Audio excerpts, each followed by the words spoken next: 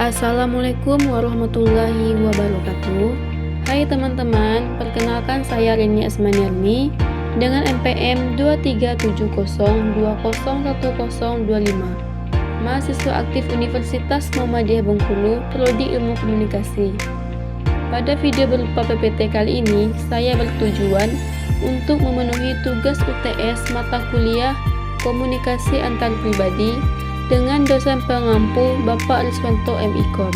Baiklah teman-teman, mari kita simak video PPT saya berikut ini. Jadi, di sini ada 5 poin yang harus kita jawab. Pertama, penjelasan pengertian komunikasi antar pribadi. Kedua, penjelasan proses komunikasi antar pribadi. Ketiga, penjelasan tujuan komunikasi antar pribadi. Keempat, penjelasan pentingnya komunikasi antar pribadi. Dan terakhir, yaitu kelima, penjelasan contoh komunikasi antar pribadi yang pernah kamu lakukan. Mau tahu apa jawabannya? Yuk simak jawaban dari poin-poin tadi. Poin pertama, penjelasan pengertian komunikasi antar pribadi.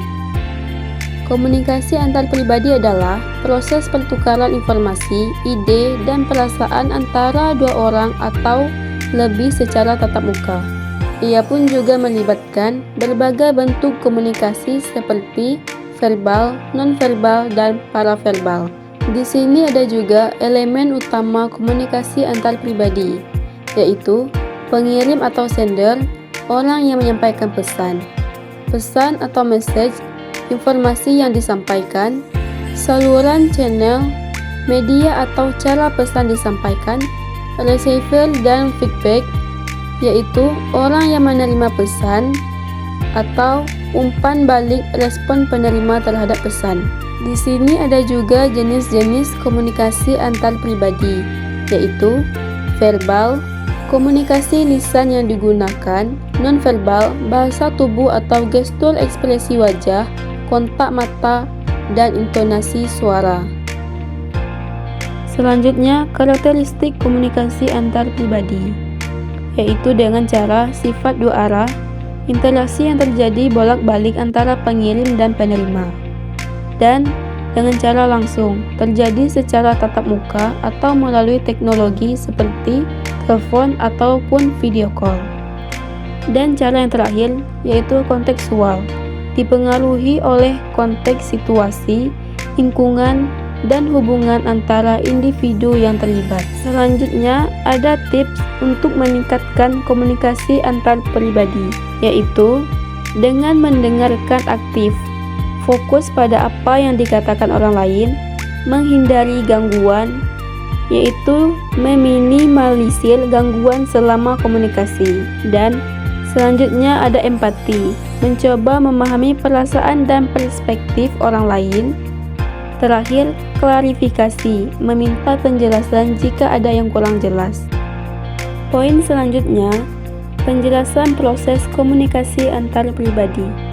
Tahapan prosesnya yaitu pengirim atau sender menginisiasi pesan atau message, informasi atau ide yang ingin disampaikan, saluran atau channel, media yang digunakan untuk menyampaikan pesan, penerima atau receiver, orang yang menerima pesan, umpan balik atau feedback, respon dari penerima terhadap pesan yang diterima, dan terakhir, ilustrasi proses, yaitu diagram alir sederhana dari pengirim ke penerima dengan umpan balik. Poin berikutnya, tujuan komunikasi antar pribadi. Ada beberapa tujuan komunikasi antar pribadi. Pertama, membangun hubungan, membentuk dan memelihara hubungan interpersonal. Kedua, mengungkapkan emosi, yaitu menyampaikan perasaan dan emosi secara efektif. Ketiga, berbagi informasi, menyampaikan dan menerima informasi penting. Keempat, pemecahan masalah, yaitu membantu dalam mengidentifikasikan dan menyelesaikan masalah. Kelima, pengambilan keputusan, yaitu mendukung proses pengambilan keputusan bersama. Dan poin selanjutnya, pentingnya komunikasi antar pribadi. Mengapa penting? Yaitu untuk membangun kepercayaan, seperti memperkuat kepercayaan antara individu, baik secara kelompok. Selanjutnya, untuk meningkatkan kerjasama, mendorong kolaborasi dan kerja tim, yaitu untuk mengurangi konflik, membantu dalam menyelesaikan konflik dengan cara konstruktif, dan juga untuk kesehatan emosional, mendukung kesejahteraan emosional dan mental. Efektif dalam organisasi, memastikan alur komunikasi yang efisien dalam lingkungan kerja.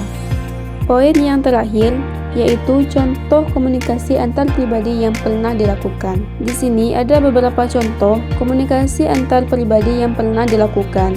Yang pertama, situasi, yaitu diskusi dalam kelompok di kelas untuk menyelesaikan tugas bersama. Kedua, proses. Saya menginisiasikan diskusi dengan membagikan ide awal anggota kelompok lain, memberikan umpan balik dan tambahan ide.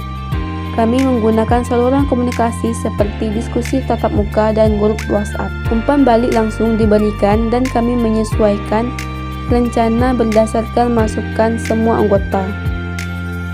Terakhir, ada hasil, yaitu hasil dari tugas yang selesai dengan baik dan hubungan kerja dalam kelompok semakin kuat. Jadi, dapat kita simpulkan dari poin-poin di atas bahwa komunikasi antar pribadi adalah proses pentingnya dalam kehidupan sehari-hari.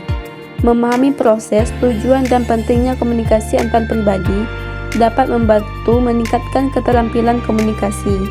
Contoh konkret menunjukkan bagaimana komunikasi antar pribadi dapat diterapkan dan memberikan manfaat yang nyata untuk kita. Baiklah, sekian. Terima kasih teman-teman sudah menyaksikan video singkat saya. Apabila terdapat kesalahan, saya mohon maaf. Kepada Allah saya mohon ampun. Saya akhiri, wabillahi taufik wal hidayah. Wassalamualaikum warahmatullahi wabarakatuh.